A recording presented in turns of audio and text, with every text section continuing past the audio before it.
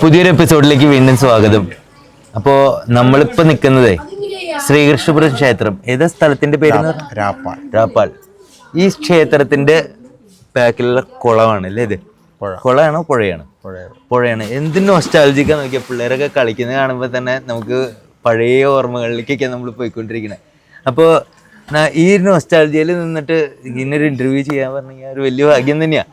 അപ്പോൾ എൻ്റെ പേര് പറഞ്ഞത്? എൻ്റെ പേര് പ്രദീപ്. ഇന്നിവിടെ കീചകവധം എന്ന് പറയുന്ന ഒരു കഥകളി അവതരണമുണ്ട്. അപ്പോൾ ആ അവതരണത്തിൻ്റെ ഭാഗം ആയിട്ട് ഇദ്ദേഹമാണ് കോർഡിനേറ്റ് ചെയ്തത്. അപ്പോൾ ആ കഥകളിയെ കുറിച്ചിട്ട് നമുക്ക് കുറച്ച് കൂടുതൽ അറിയാൻ വേണ്ടിയിട്ടാണ് നമ്മളിന്ന് ഇവിടെ വന്നത്. അപ്പോൾ ഈ കഥകളി ക്ഷേത്രകലകളിൽ വളരെ ക്ഷേത്രത്തിൽ മാത്രം ഒതുങ്ങി പോകുന്ന ഒരു കലയായി മാറിക്കൊണ്ടിരിക്കുകയാണ്. എന്നാൽ ആയിരുന്നു. അപ്പൊ അത് കൂടുതൽ കൊമേഴ്ഷ്യൽ വൽക്കരിക്കപ്പെട്ടു എന്നാണ് പറയണത്. ഇന്നിപ്പോ അതായത് അന്യം നിന്ന് പോകുന്നു എന്ന് പറയുന്നതിനോട് ഞങ്ങൾ യോജിക്കില്ല. അത് തെറ്റിദ്ധാരണയാണ്. പൊതുവെ സത്യത്തില് ഇപ്പോ പണ്ടുള്ളതിനൊക്കെ കൂടുതൽ കഥകളി അരങ്ങുകൾ ഉണ്ട്. പണ്ട് സ്ഥിരമായിട്ടിത് ക്ഷേത്രങ്ങളിലാണ് നടന്നിരുന്നത്. ഇപ്പോൾ തൃപ്പൂണിത്തുറ അങ്ങനെയുള്ള പ്രധാനപ്പെട്ട എറണാകുളം തൃപ്പൂണിത്തുറ അമ്പലങ്ങളിലൊക്കെയാണ് ഉത്സവത്തിന്റെ ഭാഗമായിട്ടാണ് കഥകളിയൊക്കെ നടത്തിയിരുന്നത്. പിന്നീട് വന്നപ്പോൾ ചിലപ്പോൾ അത്തരം തൃപ്പൂണിത്തുറയൊക്കെ എപ്പോഴും നടക്കുന്നുണ്ട്. ചില അമ്പലങ്ങൾ സാമ്പത്തികമായിട്ട് പിന്നോക്കം നിന്നപ്പോൾ അവിടെയുള്ള കഥകളിയൊക്കെ നിന്നുപോയി. അപ്പോഴാണ് ഈ ഒരു തെറ്റിദ്ധാരണ വന്നത് കഥകളി അന്യം നിന്നു എന്നാണ്. പക്ഷെ സത്യത്തിൽ ഇപ്പോൾ കഥകളിയുടെ സ്റ്റേജ് അവിടുന്ന് മാറി. ഇപ്പോൾ ധാരാളം കഥകളി ഇഷ്ടം പോലെ പല സ്ഥലത്തും നടക്കുന്നുണ്ട്. പൊതുവെ ഒരു ധാരണ എല്ലാവരും പറയാറുണ്ട് കഥകളി അന്യം നിന്ന് പോയ കഥയാണെന്ന്. പക്ഷെ അത് ഞങ്ങളാരും സമ്മതിക്കില്ല. ഇഷ്ടം പോലെ ഇന്നിപ്പോൾ അരങ്ങിൽ ഈ അത്യാവശ്യം കഥകളി പഠിച്ച് നല്ല രീതിയിൽ പ്രവർത്തിക്കുന്ന ഒരാൾക്കുണ്ടെങ്കിൽ അയാൾക്ക് ബുദ്ധിമുട്ടില്ലാതെ കഥകളി കിട്ടുന്നുണ്ട്. കഥകളി അന്യം നിന്ന് പോയിട്ടൊന്നുമില്ല, സ്ഥലം മാറിപ്പോയി. പണ്ടൊക്കെ കഥകളി നല്ലപോലെ നടന്നിരുന്ന അമ്പലങ്ങളിലൊക്കെ ചിലപ്പോൾ നിന്ന് പോയിട്ടുണ്ടാവാം. കാരണം അമ്പലത്തിൻ്റെ സാമ്പത്തിക ബാധ്യത കൊണ്ടൊക്കെ നിന്ന് പോയിട്ടുണ്ടാവാം. പക്ഷേ അത് അവിടുന്ന് മാറി ക്ലബ്ബുകളായിട്ടും സംഘടനകളായിട്ട് ചില സ്കൂളുകളിൽ അല്ലെങ്കിൽ ഇതുപോലെ ചില പ്രത്യേക ആൾക്കാർ കോർഡിനേറ്റ് ചെയ്യുന്ന രീതിയിൽ പുതിയ പുതിയ അമ്പലങ്ങളിൽ വരുന്നുണ്ട്. പണ്ടൊക്കെ കഥകളി നടന്നില്ലാത്ത അമ്പലങ്ങളിലേക്കൊക്കെ കഥകളി വന്നുകൊണ്ടിരിക്കുന്നുണ്ട്. പുതിയ പുതിയ അമ്പലങ്ങൾ ഉണ്ടാവുന്നുണ്ട്. അവിടെയൊക്കെ ഉത്സവത്തിൻ്റെ ഭാഗമായിട്ട് ചിലപ്പോൾ പുതിയ പുതിയ കഥകളൊക്കെ വരുന്നുണ്ട്. സത്യത്തിൽ ഇപ്പോൾ നല്ലൊരു കഥകളി കലാകാരനാണെങ്കിൽ അദ്ദേഹത്തിന് തൻ്റെ കല അവതരിപ്പിക്കാനുള്ള അവസരങ്ങളുണ്ട്. പണ്ട് ഇത്ര ഉണ്ടായിരുന്നില്ല എന്നാണ് തോന്നുന്നത്. ഇപ്പോൾ പുതിയ തലമുറക്കാർക്ക് ഒക്കെ ഇഷ്ടംപോലെ കഥകളി കിട്ടുന്ന സമയമാണ്. അതുകൊണ്ട് അന്യം നിന്ന് പോകുന്നു എന്നുള്ളത് ഞങ്ങളത് സമ്മതിക്കില്ല. ഒരു പൊതുവൊരു ധാരണ അങ്ങനെ എന്തോ ഒരു പറയുന്നുണ്ട്. കഥകളിയൊക്കെ ഇഷ്ടം പോലെ നടക്കുന്നുണ്ട്. ഇന്ന് തന്നെ ലിസ്റ്റ് എടുത്ത് നോക്കിയാൽ അറിയാം, കേരളത്തിൽ പല സ്ഥലത്ത് ഇന്ന് തന്നെ കഥകളി പലരും നടക്കുന്നുണ്ട്. ഇപ്പോൾ ഇവിടെ നടക്കുന്നുണ്ട്, ഇഷ്ടംപോലെ നാളെ നടക്കുന്നുണ്ട്, മറ്റന്നാൾ നടക്കുന്നുണ്ട്. ഇതിൻ്റെയൊക്കെ ലിസ്റ്റ് ഉണ്ടെന്ന് പറയാം. അന്യം നിന്ന് പോയി എന്ന് പറയാൻ പറ്റില്ല. അതിൻ്റെ സ്ഥലങ്ങൾ മാറി. പണ്ട് നടന്നിരുന്ന സ്ഥലത്തല്ല ഇപ്പം നടക്കുന്നത്. പുതിയ പുതിയ സ്ഥലങ്ങളിൽ സംഘടനകൾ, ദുബായിലൊക്കെ അടക്കം ഇഷ്ടംപോലെ പല സംഘടനകളും വെച്ച് നടക്കുന്നുണ്ട്. അപ്പോൾ അന്യം നിന്ന് പോയിട്ടില്ല. ഈ കഥകളി എന്ന് പറയുന്ന ഒരു വല്ലാത്ത ദൈവിക കലയായിട്ടാണല്ലോ നമ്മൾ കാണുന്നത്. അതിന് ഒരുപാട് ഉപാസനയുണ്ട്, ഒരുപാട് സാധകമുണ്ട്. ഇതൊക്കെ കഴിഞ്ഞു കഴിഞ്ഞിട്ട് കഥകളിയെ ദൈവിക സ്ഥലങ്ങളിലേക്കാളും കൂടുതൽ കമേഴ്ഷ്യൽ കാര്യങ്ങൾക്ക് ഉപയോഗിക്കുന്നു എന്ന് പറയുമ്പോൾ അത് അതൊരു ശരിയായിട്ട് തോന്നുന്നുണ്ട്. കൊമേഴ്ഷ്യൽ കാര്യങ്ങൾ ഉദ്ദേശിച്ചത് എന്താ? ഈ കൊമേഴ്ഷ്യൽ എന്ന് പറഞ്ഞാൽ ഇപ്പൊ കല്യാണങ്ങൾക്കൊക്കെ അത് ഇത് ശരിയാണ്. കാരണം പലതും ഇപ്പോൾ കഥകളി മാത്രമല്ല, ഭരതനാട്യം ആയാലും മോഹിനിയാട്ടമാണെങ്കിലും അങ്ങനത്തെ പല കേരളീയ അല്ലെങ്കിൽ ഭാരതീയ ക്ലാസിക്കൽ കലാരൂപങ്ങളൊക്കെ ഇതുപോലെ പല കൊമേഴ്ഷ്യൽ ആവശ്യങ്ങൾക്ക് ഉപയോഗിക്കാറുണ്ട്. കല്യാണങ്ങൾക്ക് ഉപയോഗിക്കാറുണ്ട്, ഉദ്ഘാടനങ്ങൾക്ക് ഉപയോഗിക്കാറുണ്ട്.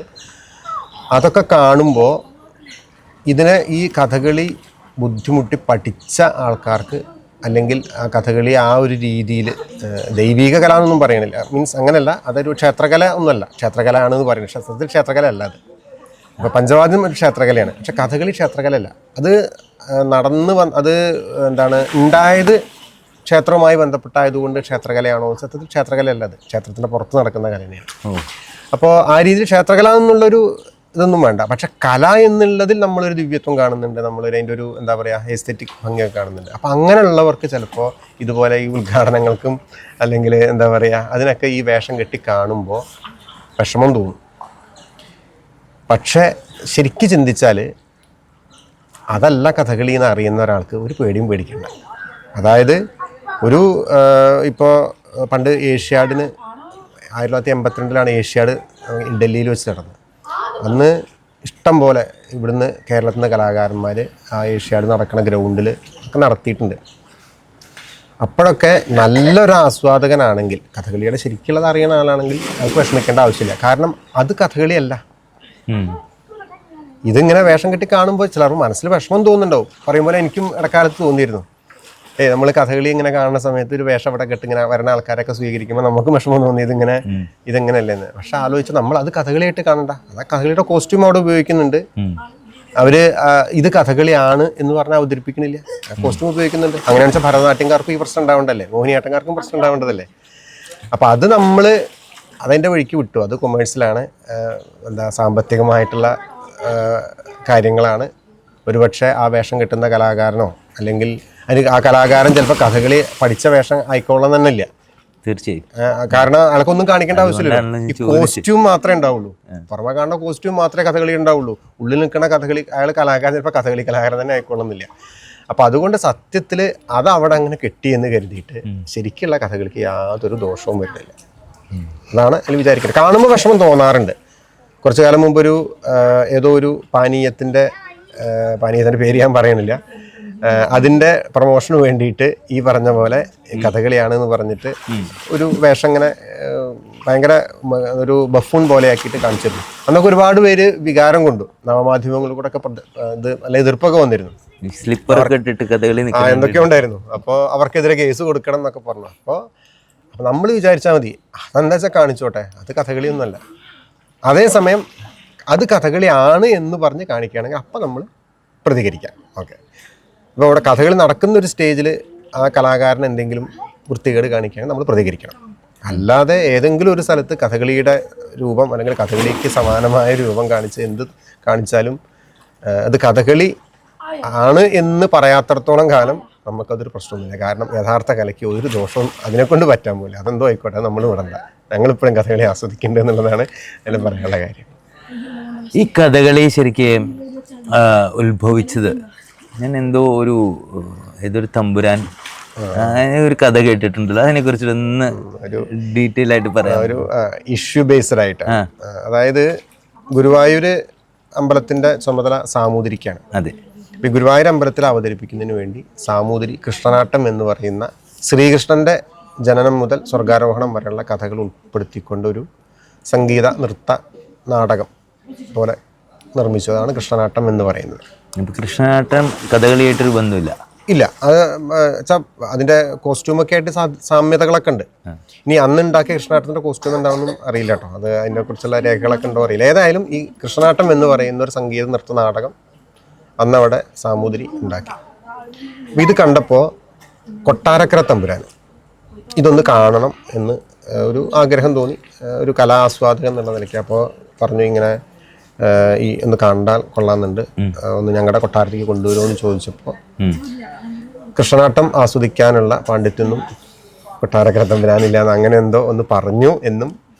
അപ്പം അതിന് ബദലായിട്ട് ഈ കൊട്ടാരക്കര തമ്പുരാൻ രാമനാട്ടം എന്നുള്ള പേരിൽ ശ്രീരാമന്റെ കഥ ഉൾക്കൊള്ളിച്ചുകൊണ്ട് ഇതുപോലത്തെ ഒരു സംഗീത നൃത്ത നാടകം ഉണ്ടാക്കി എന്നും ഒക്കെയാണ് പറയുന്നത്. ചരിത്രമാവുകൊണ്ട് ഇതൊക്കെ കൃത്യമായി രേഖപ്പെടുത്തിയതാണോ ഒന്നും അറിയില്ല, അതോ കേട്ടുകേൾവി ഉള്ളതാണോ, ഇതിലേതാണ് ആദ്യം സംഭവിച്ചത്, ഇങ്ങനെ ഒരു ഇഷ്യൂ ഉണ്ടായിട്ടുണ്ടോ. തിരിച്ചും ചിലർ പറഞ്ഞു കേട്ടിട്ടുണ്ട്, ആദ്യം രാമനാട്ടാണ് ഉണ്ടായത്, പിന്നീടാണ് കൃഷ്ണനാട്ടം ഉണ്ടായത് എന്നും പറയുന്നുണ്ട്. പക്ഷെ പൊതുവെ എല്ലാവരും പറയുന്നത് ഈ ഒരു കഥ തന്നെയാണ്. കൃഷ്ണനാട്ടം സാമൂതിരി ഉണ്ടാക്കി, അത് അവതരിപ്പിക്കാൻ വേണ്ടി കൊട്ടാരക്കര തമ്പുരാൻ ക്ഷണിച്ചു, അപ്പോൾ അത് നിരസിച്ചു. അപ്പോൾ അതിന് ബദലായിട്ടാണ് കൊട്ടാരക്കര തമ്പുരാൻ രാമനാട്ടം ഉണ്ടായത്, ശ്രീരാമൻ്റെ കഥകൾ ബേസ് ചെയ്തിട്ട്. അതും 8 ദിവസത്തെ കഥയാണ്, ഇതും 8 ദിവസത്തെ കഥയാണ്. ശ്രീകൃഷ്ണൻ്റെ കഥ 8 ഖണ്ഡങ്ങളായിട്ട് അവതരിപ്പിച്ചു. ഇവിടെ ശ്രീരാമൻ്റെ കഥ 8 ഖണ്ഡങ്ങളായിട്ട് രാമനാട്ടത്തിൽ അവതരിപ്പിച്ചു എന്നാണ്. പിന്നീട് ആ രാമനാട്ടത്തിന് മാറ്റങ്ങൾ വരുത്തി, ഒരുപാട് കാലത്തെ മാറ്റങ്ങൾ വരുത്തി. വിവിധ കലാപ്രവർത്തകർ, രാജാക്കന്മാർ, വെട്ടത്ത് രാജാവ്, കപ്ലിങ്ങാട് നമ്പൂതിരി, പ്രധാനമായിട്ട് കോട്ടയത്ത് തമ്പുരാൻ.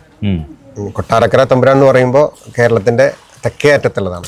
പക്ഷെ അതിന് നല്ല ഇപ്പോഴത്തെ രീതിയിലുള്ള ഒരു കഥകളിയുടെ രൂപത്തിലേക്ക് ആയത് ഒരു പക്ഷേ നമ്മുടെ വടക്ക് ഭാഗത്തുള്ള കോട്ടയം, അതായത് കണ്ണൂർ ജില്ലയിലുള്ള മൃദംഗ ശൈലേശ്വരി ക്ഷേത്രം ആ ഭാഗമായിട്ടുള്ള കോട്ടയത്ത് തമ്പുരാന്റെ അവിടുത്തെ കോട്ടയം കോട്ടയം, തെക്കൻ കോട്ടയല്ല വടക്കൻ കോട്ടയം. നമ്മളെല്ലാവരും വിചാരിച്ചു കോട്ടയം ഇവിടത്തെയാണ്. അതായത് നമ്മുടെ പഴശ്ശിരാജ ഒക്കെയുള്ള ആ ഒരു ഫാമിലി തന്നെയാണ് അവിടെയുള്ള.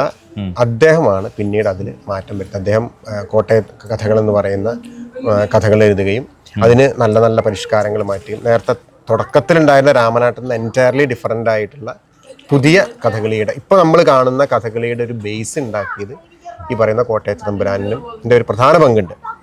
പിന്നീട് പലരും വെട്ടത്ത് രാജാവ്, കപ്പളിങ്ങാട് നമ്പൂതിരി, അങ്ങനെ പലരും ഇതിൽ പ്രവർത്തിച്ചിട്ടാണ് ഇപ്പം ഇന്ന് കാണുന്ന രീതിയിലുള്ള മാറ്റത്തിലേക്ക് എത്തിയത്. ഇപ്പോഴും ചെറിയ ചെറിയ പരിഷ്കാരങ്ങളൊക്കെ അതിലേക്ക് വരുന്നുണ്ട്. ഇതാണ് പറഞ്ഞു കേട്ടിട്ടുള്ള കഥ.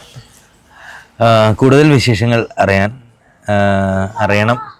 അപ്പോൾ തൽക്കാലം നമ്മൾ ഇന്നത്തെ ഈ ഒരു എപ്പിസോഡ് നമ്മളിവിടെ വൈൻഡപ്പ് ചെയ്യുന്നു. അടുത്തൊരു എപ്പിസോഡിൽ വീണ്ടും കാണുന്നവരെ നന്ദി, നമസ്കാരം. നമസ്കാരം. കൂടുതൽ വീഡിയോകൾക്കായി ചാനൽ സബ്സ്ക്രൈബ് ചെയ്യുക, ബെൽ ബട്ടണും അമർത്തുക.